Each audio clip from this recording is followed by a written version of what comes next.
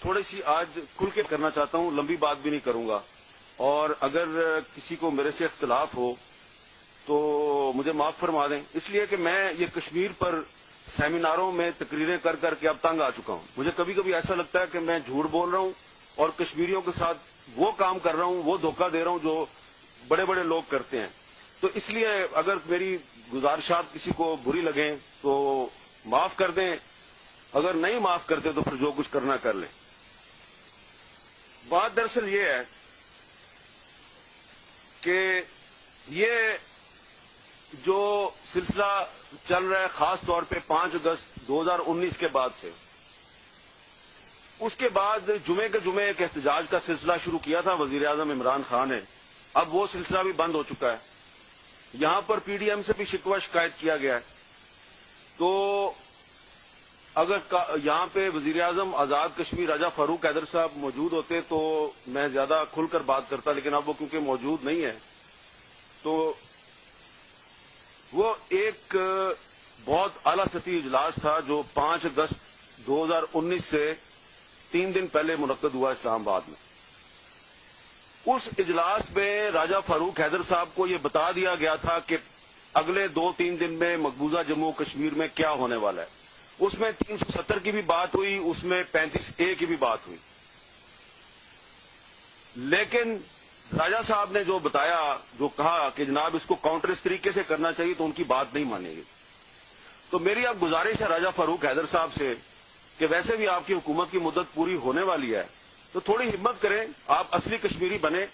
ذرا قوم کو بتا دیں کہ اس اجلاس میں کون کون موجود تھا،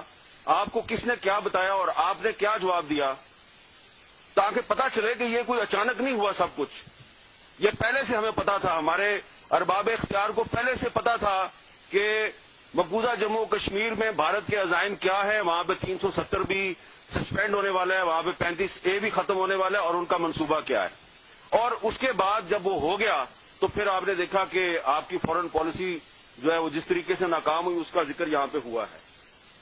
اب آ جائیں پی ڈی ایم پہ۔ پی ڈی ایم نے 20 ستمبر 2020 کو ایک اے پی سی کے بعد ایک اعلامیہ جاری کیا۔ اس اعلامیے میں انہوں نے کشمیر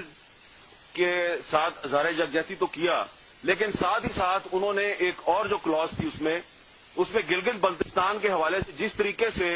انہوں نے بات کی، تو ایسے لگ رہا تھا کہ یہ بھی ایک ڈکٹیٹڈ قسم کا وعدہ جو ہے وہ شامل کر رہے ہیں، کیونکہ آپ کے آئین کا جو آرٹیکل 257 ہے وہ یونائیٹڈ نیشنز کی ریزولوشن کی بات کرتا ہے کہ یونائیٹڈ نیشن کی ریزولوشن کی روشنی میں مسئلہ کشمیر حل ہونا چاہیے۔ تو ایک طرف تو ہماری حکومت جو ہے وہ مشرف دور سے آؤٹ آف باکس سولوشن تلاش کر رہی ہے، انہوں نے بھی اس کی خلاف ورزی کی۔ دوسری طرف جو پی ڈی ایم کی 2 جماعتوں نے جس طریقے سے الیکشن مہم چلائی گلگت بلتستان کے انتخابات میں کہ ہم گلگت بلتستان کو صوبہ بنائیں گے جی پاکستان کا، آپ بالکل گلگت بلتستان کے آئینی حقوق کی بات کریں، آپ ان کے رائٹس ان کو ضرور دیں، لیکن جس طریقے سے آپ نے وہ کمپین چلائی تو یو این ریزولوشن کی تو دھجیاں بکھیر دیں آپ نے بھی،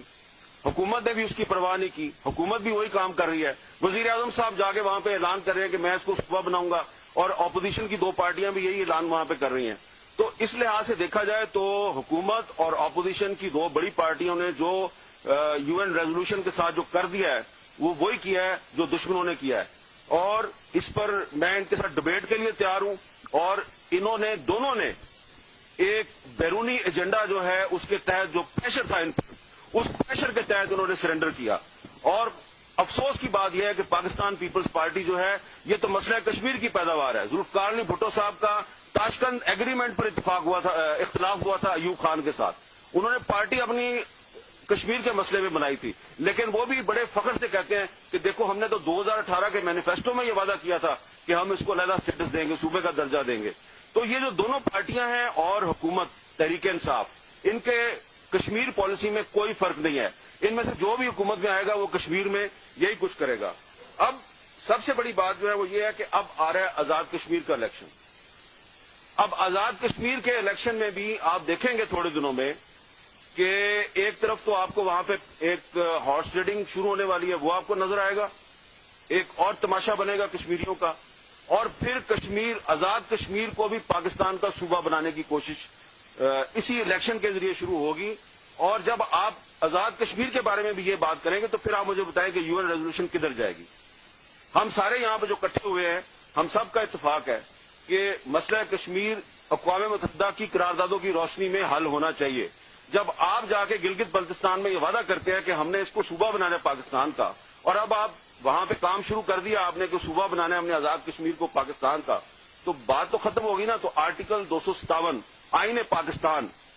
اس کی آپ سب خلاف ورزی کر رہے ہیں. یہ تمام جو بڑے بڑے ہمارے لیڈر ہیں, ارباب اختیار ہیں, جو بڑے فخر سے کہتے ہیں کہ ہم صوبہ بنائیں گے گلگت بلتستان کو, اور اب آزاد کشمیر میں بھی یہ بات شروع ہو گئی ہے. اسی لیے اسپیکر آزاد کشمیر اسمبلی شاہ غلام قادر صاحب جو ہیں, انہوں نے پچھلے دنوں مظفر آباد میں اس کی مذمت کی ہے کہ اگر میری بھی پارٹی نے یہ کام شروع کیا تو میں اس میں اس کا ساتھ نہیں دوں گا. اور اب ایک اور بات, پھڈا سارا یہ ہے کہ ایک نیشنل کنسنسس کی ضرورت ہے. ایک تو میں نے آپ کو بتا دیا کہ آزاد کشمیر کو صوبہ بنائیں, ایک تو اس پہ کنسنسس کروانا ہے. جیسا کہ پہلے ایک میس میں سب کو بلا کے تو گلگت بلتستان پہ بھی کنسنسس ہو گیا تھا, بجائے کہ پارلیمنٹ میں کنسنسس کریں آپ کسی کے میس میں جا کے کنسنسس کر لیتے ہیں. اور اب ایک اور کنسنسس جس کی ضرورت ہے وہ یہ ہے کہ وہ پرویز مشرف کے دور میں جو فارمولا تھا کہ لائن آف کنٹرول کو مستقل بارڈر بنا کر یہ مسئلہ ہی ختم کر دیا جائے, اب انہوں نے اس پہ کنسنسس کروانا ہے. اس پر پی ڈی ایم کی ایک بہت ہی اہم جماعت کے جو بیک ڈور چینل سے مذاکرات ہیں وہ فی الحال تک ناکام ہے. اس جماعت نے وہ ماننے سے انکار کیا ہے, اسی لیے اتنا بڑا شدید ہو گیا ہے. لیکن اگر 5 فروری کو جیسا کہ نیر بخاری صاحب نے کہا ہے کہ جناب ہم جلسہ کریں گے, تو جلسے میں ذرا بتا دینا وہ ایسے وہ نیر بخاری صاحب کی پارٹی نہیں ہے, ان سے بڑی پارٹی ہے.